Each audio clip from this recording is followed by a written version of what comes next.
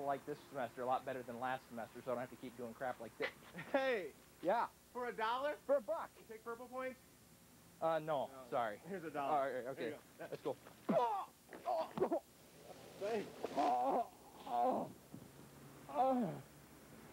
I wasn't even ready for that one.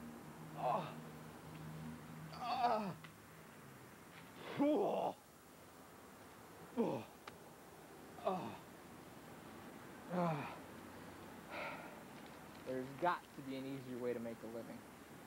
Which is why I wanted to host.